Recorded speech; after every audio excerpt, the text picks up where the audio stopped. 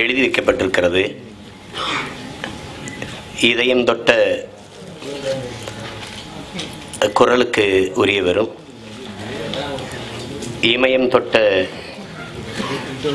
நமது கவி பேரரசு அவர்களும் இணைந்து இந்த படத்திற்கான பாடல்களை உருவாக்கி தந்திருக்கிறார்கள். ஐயா சீனிவாஸ் அவர்களுடைய குரலைப் போல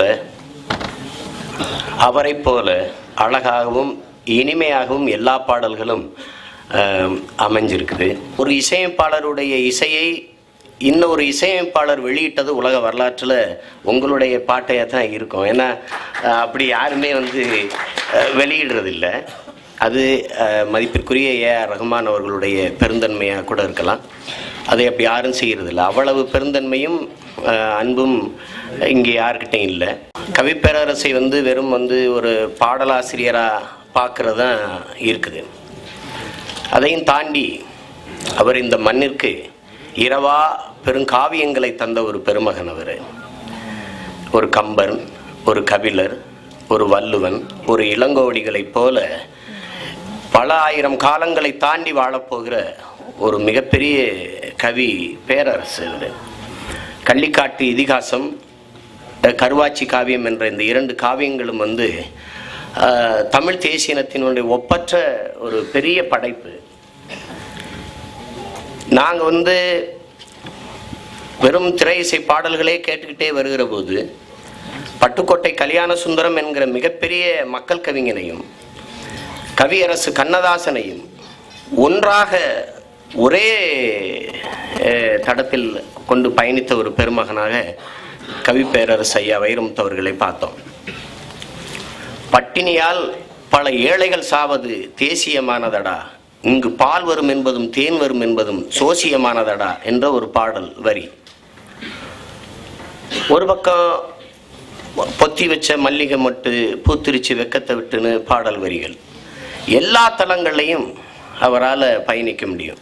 வானம் வசப்படும் வானம் தொட்டுவிடும் தூரம் தான் இந்த இதை படித்தேன். இந்த அதில் ஒரு உதடு ஒரு பெண்ணுக்கு அழகா இருக்கு. அதை சொல்றாரு, அரசர் காலத்து அரண்மனை கதவு போல ஒருங்கிணைந்த உதடுகள் என்று எழுதுறாரு. சாதாரண கதவு அப்படின்னா கூட ஆசாரி முன்ன பின்ன செதுக்கி சேர்த்திருப்பான். ஆனா அரசர் காலத்து அரண்மனை கதவு போல ஒருங்கிணைந்த உதடுகள் என்று எழுதுறாரு.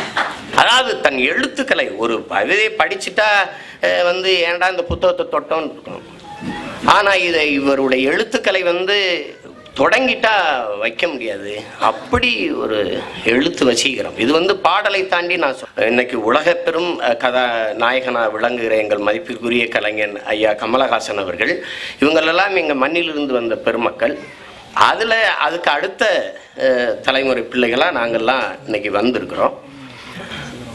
அப்போ திரையுலகு கஷ்டப்படுறோம், என்ன தெரியாது, தவிக்கிறோம். பல வரிகள் இருக்குது, பட்டுக்கோட்டை வரிகள் இருக்குது. வறுமை நிலைக்கு பயந்து விடாதே, ஒரு திறமை இருக்கு மறந்து விடாதேன்னு. அதுக்குன்னே எங்கள் கவிப்பேரரசு வரிகள் இருக்குது.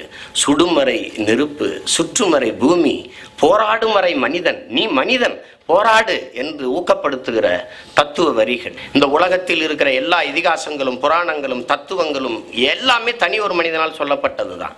அதைத்தான் எங்கள் கவி பேரரசு சொல்றார். எவ்வளவு பெரிய கோலமா இருந்தாலும் ஒரு புள்ளியில் தான் தொடங்குது, எவ்வளவு பெரிய காவியமா இருந்தாலும் ஒரு எழுத்தில் தான் தொடங்குது. நீ ஒன்னிலிருந்தே நாளைக்கு எவ்வளவோ இது தொடங்கப்படலாம் என்கிற இந்த ஊக்கத்தை தருகிற தத்துவம். ஒரு மிகப்பெரிய மேதை. அவருடைய இசையில், அவருடைய எழுத்துகளில், கவிதையில் பாடல்கள் என்னுடைய சகோதரன் சாமியுடைய படத்தில் வந்திருக்கிறது. என்னுடைய தம்பி சுரேஷ் அவர்களுடைய தயாரிப்புக்கு வந்திருப்பது. என்னுடைய அன்பிற்கினிய இசையமைப்பாளர் பாடகர் சகோதரர் சீனிவாசன் அவர்களுக்கு வந்திருப்பது பெரிய மகிழ்ச்சி. இங்கே பங்கேற்றிருக்கிற என்னுடைய தம்பி சிவி என்னுடைய பிறந்தவன். நாங்கள் பெரிதும் மதிக்கிற என்னுடைய அண்ணன் சத்யராஜ் அவர்களுடைய அன்பு மகன்.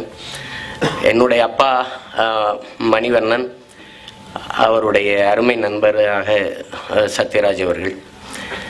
அதாவது வாழ்க்கையில் நான் பார்த்து கடையெழு வள்ளல்கள் நான் படிச்சிருக்கேன், அது என்னுடைய பாட்டன்கள். அதுக்கு பிறகு 8வது வள்ளலாக தன்னை இணைத்து கொண்ட பெருமகன் புரட்சித் தலைவர் ஐயா எம்ஜிஆர் அவர்கள்.